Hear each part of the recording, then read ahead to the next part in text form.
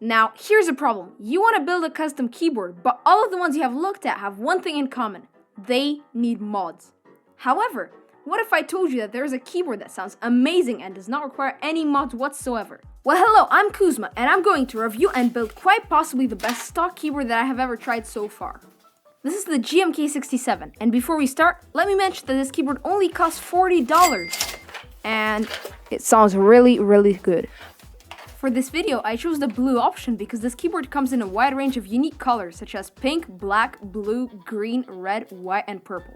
Also, blue is a rare color to see in budget keyboards, and it gives the keyboard a really premium aesthetic without the premium price.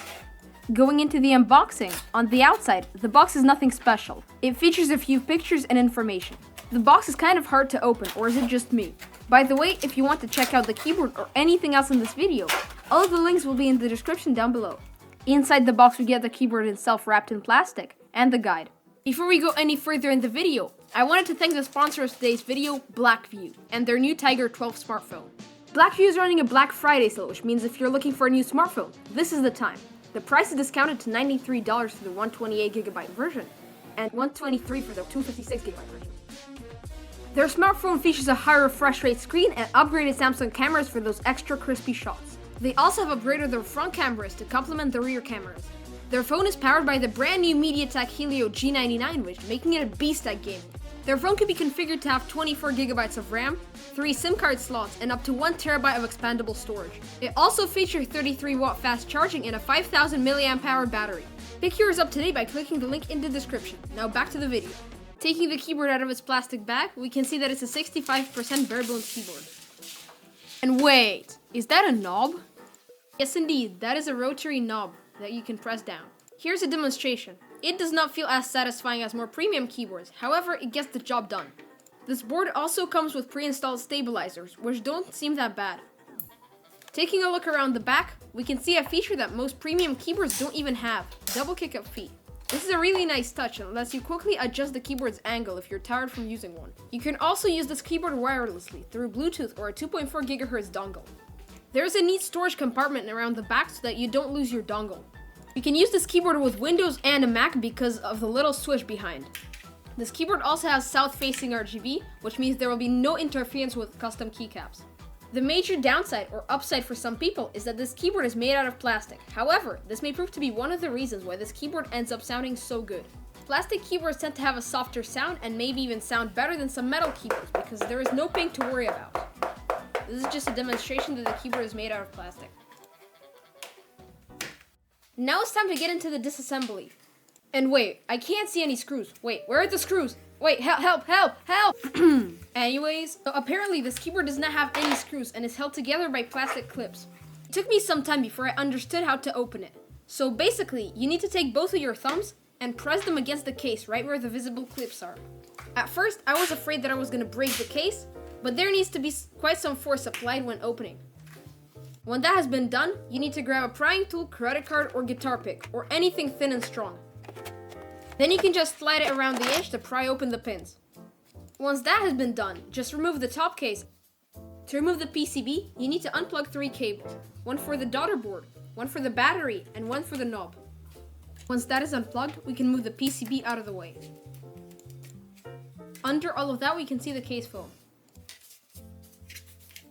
Under all of that, we can see the battery. It lasts very long. I've charged it only once and it still hasn't ran out after 1 week of use. Here you can also see the daughter board and the rotary knob. For only $40, this keyboard comes fully gasket mounted with pour and foam gaskets. Taking a look at the PCB assembly, we can see that it's screwed in by 4 screws. I'm going to unscrew all of them to show you what's inside.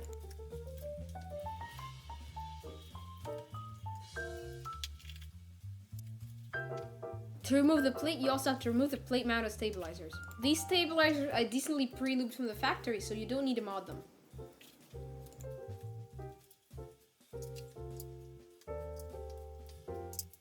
After that, we can remove the plate to show what's under it. Apparently this plate is polycarbonate because of its flex. This keyboard has a lot of foam, for example the plate foam that you see right now. There is also PCB foam under that. Even some of the more premium keyboards don't have that much foam. I'm going to start the build by putting all of the foams into the keyboard. I want to see how well it will sound absolutely stock. We're putting in the PCB foam, the plate foam, and the case foam. Then the polycarbonate plate, and then all we have to do is just screw the plate in.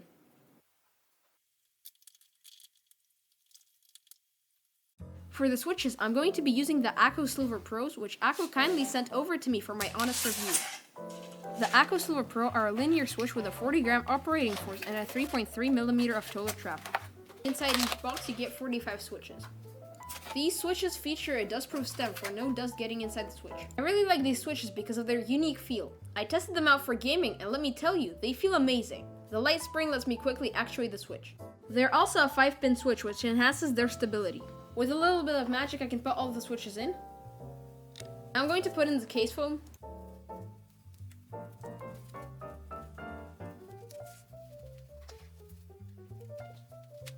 Don't forget to plug in all the cables.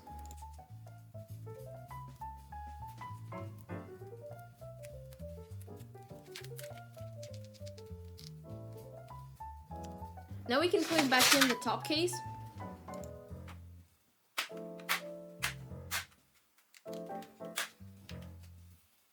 And place back the rotary knob.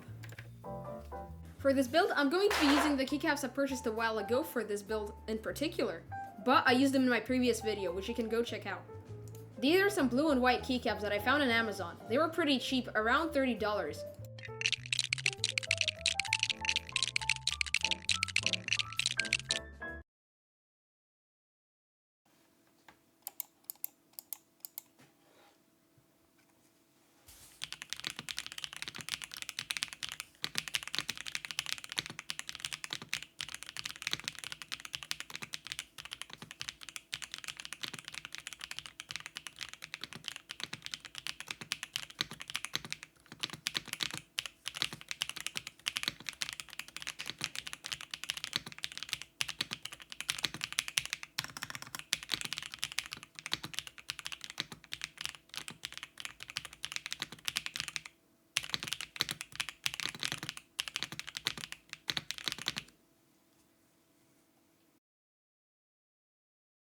Overall, this build turned out better than I have expected. This keyboard only cost $40, however, it sounds way more premium than its price. The keyboard is a perfect beginner keyboard because of all of its foams. You can use any of those 3 foams and the keyboard will sound different every time. This is also a good gift idea for someone who already has keyboards because it's very fun to build. Thank you for watching, and see you next time.